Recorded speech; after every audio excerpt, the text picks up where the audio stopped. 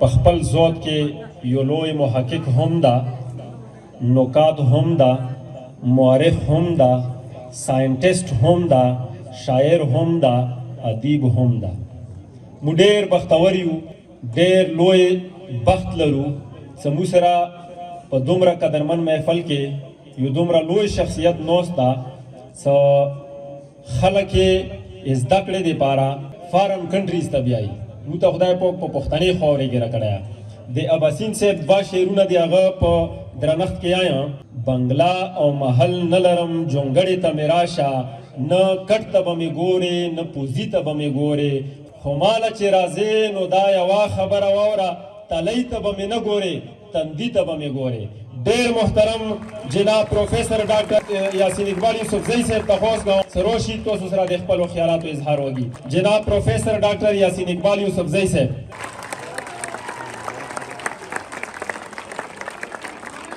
بسم الله الرحمن الرحیم.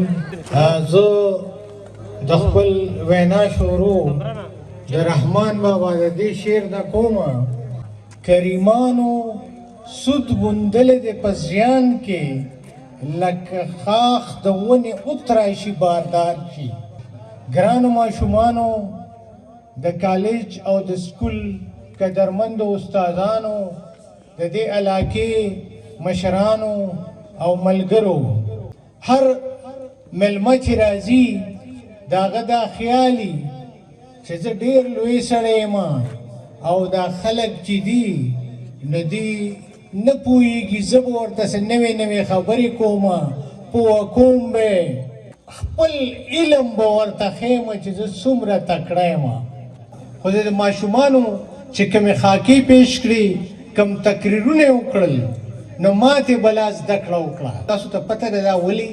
زه چې کوم دور کې پیدا شوی یم، په هغه دور کې ستاسو د ایج ماشوم له د بلب بټن د لګولو او آف کولو چلوم نه ورته.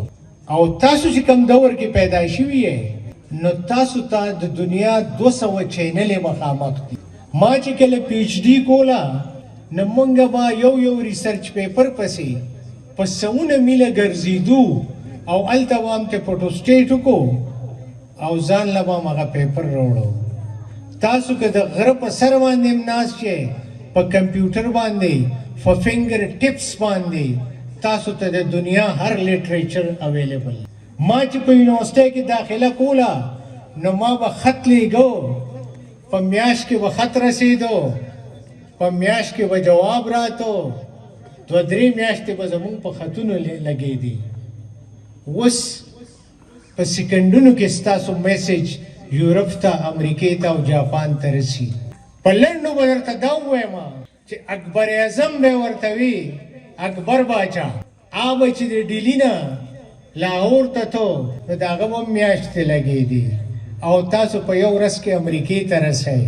تاسو د اکبر باچا نه ډېر وسایل لرئ. د نوي دور دا بچي چې دي، تاسو هر وسیله لرئ. خدای در باندې هر فضل کړی دی، هر کتاب درته موجود دی.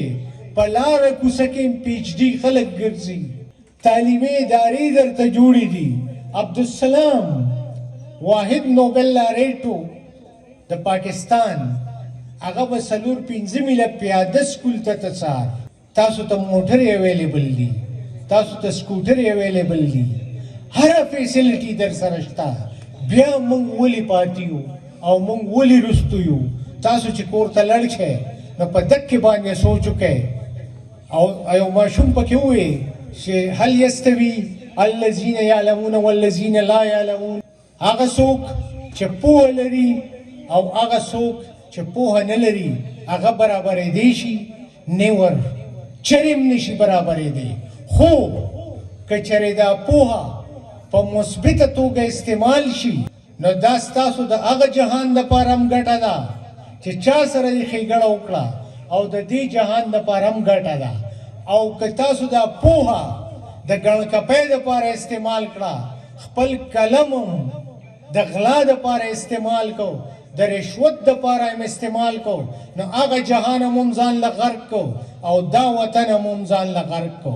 نو په دې قلم باندې چې خدای پاک تاسو ته څه وایي، رسول چې تاسو ته څه وایي، دا استادان چې تاسو ته څه وایي مور او پلار چې تاسو ته څه وایي په هغه لارو لړ شئ او که بدو هم نشینو باندې ووړی دی نو هغه ښه خویونه به بد شي د معاشرې دپاره به زهر شی ځان ته به هم خیرې کوئ نو داسې ښکلی ژوند تیر کړئ چې د ټولې دنیا د انسانیت په کار کې څنګه چې زمونږ هغې په کارېږي